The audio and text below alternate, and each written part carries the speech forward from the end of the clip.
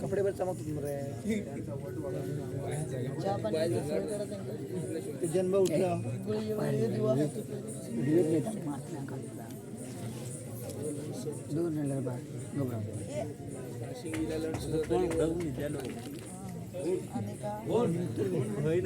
कोण आहेस तू?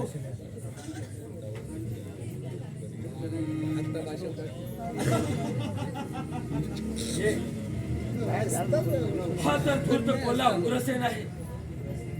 उग्रसेन असा अचानक थांबलात का? या पायऱ्या उतरून असे खाली या. आम्ही अजूनही जिवंत आहे. कुणाची भीती वाटते तुम्हाला? या शृंखलांची, या काळ्या कोठडीची, की या काळ्या खुट्ट अंधाराची? उग्रसेन पिंड ब्राह्मणाचा राजकारणात चढ उतार होते हे कदापि तुम्हाला कळलं नसेल. कोणवा एकटा का पेटला म्हणजे धैर्याचा महामेरू नुसत्या चटक्याने कसे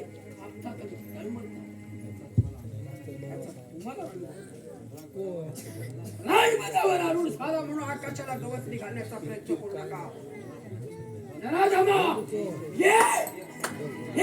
खाली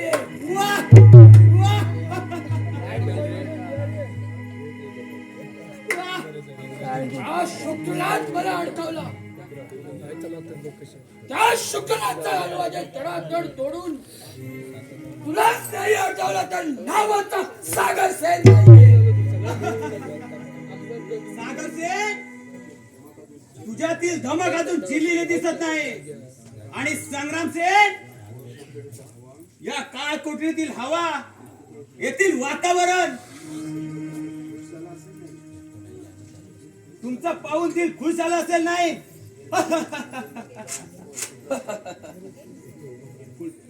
बिलकुल ठीक बोललात हरामखोर उग्रसेन. येथील शांत आणि सुखमय वातावरण पाहून त्याचा उपभोग घेण्यास तेवढा भाग केला.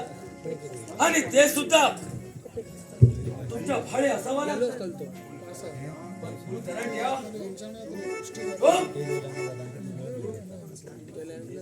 हे सैताना, जबान सांभाळून बोल. एकेकाच्या डोळ्याच्या खाचा केला जाईल. जिभेचे राई राई एवढे तुकडे करून शेवटी फासावर लटकवण्यात येतील.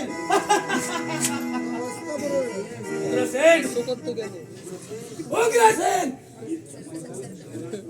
वीर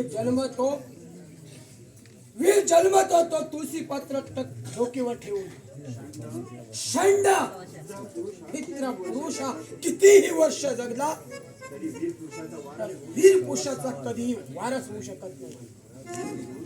पण खरा वीर पुरुष एक दिवस तरी आकाशाला आपल्या पराक्रमाची गवसना घातली, खरा भिंत पडला तरी तो अनंत पिढाचा वारस होतो. तुझं हे तत्वज्ञान एका शेळपट शिपायाला सांगा. शास्त्रविद्येत पारंगत असलेला हा उद्योगे तुझ्या असल्या तत्वज्ञानाला मुळीच किंमत देत नाही. सागर सेन का आपला उगाच तोंड मिटाळून घेतो? राजा जगत पालाला शरापात म्हणून सारा राजा जगाला बसून बसलेला हा विषारी धूर्त कोल्हा आहे. याचं डोकं वेळून खेळून आणण्याशिवाय आणि सगळे मनसुबे धुळीला मिळवण्याशिवाय याला आपलं काय खरं रूप ते समजणार नाही. एवढी घमंडी, एवढा उमाद.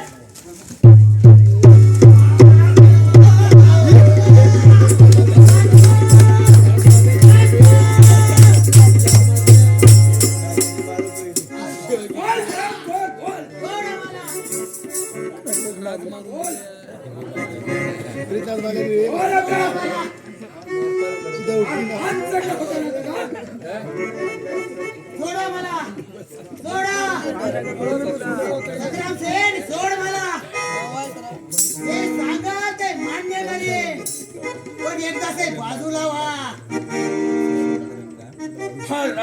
मला मुक्त करण्यास राजी करशील? होय करीन. माझ्या ताईंचे रक्षण करशील होय करीन. आणि समेदाची सुटका करायला मला मदत करशील? होय करीन. वेळेला महाराजांचा खोल सुद्धा करीन. पण एकदा सोडा मला.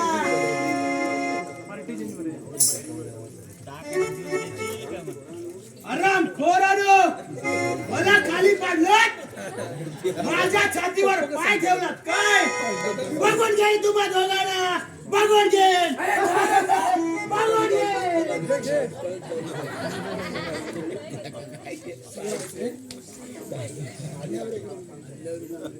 आता माझी सारी आशा आकांक्षा मी लागली. मृत्यू येईल म्हणून भीत नाही रे. पण वाईट वाटतंय त्या माझ्या ताईचं. मी माझ्या ताईचं रक्षण करू शकलो नाही रे. रक्षण करू शकलो नाही. पिताजी तुमचा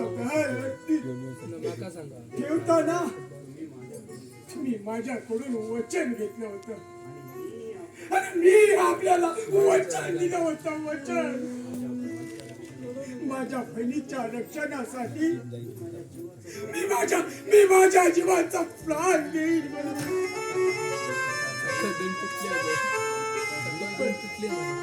पण पिताजी हा तुमचा सागर सेन लो शब्दात अडकून पडलाय. पिताजी मला क्षमा करा, क्षमा करा.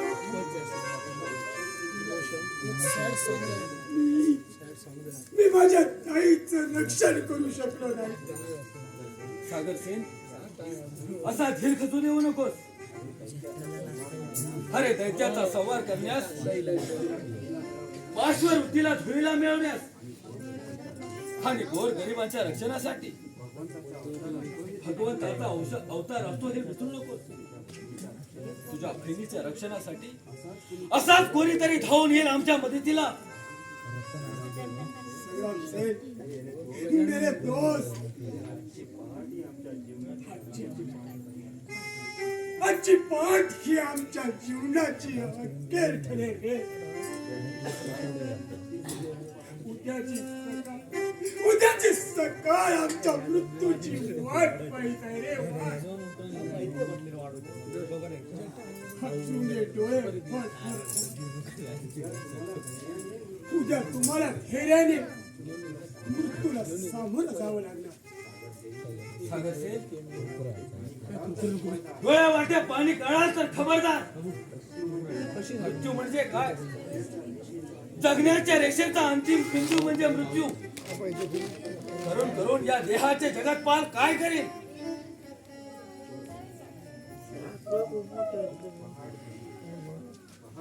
पहाड झाली. खटका भरातच आयुष्य अंतिम रेषेचा आमचा शेवट आहे म्हणायचं. या जगाचा निरोप घेण्याची शेवटची वेळ आली. हातानं या लोह शुक्लानी कर कसले गेले म्हणून वाईट वाटून घेऊ नका. हर या देहाचं रक्षण करण्यासाठी, दुश्मनांना कंठस्नान घालण्यासाठी तुम्हीच मला मदत केली. आजपर्यंत हा देह उभा आहे तो तुमच्या बळावरच. तुम्ही मला खूप काही दिलं. आता तुमचं काम संपलं.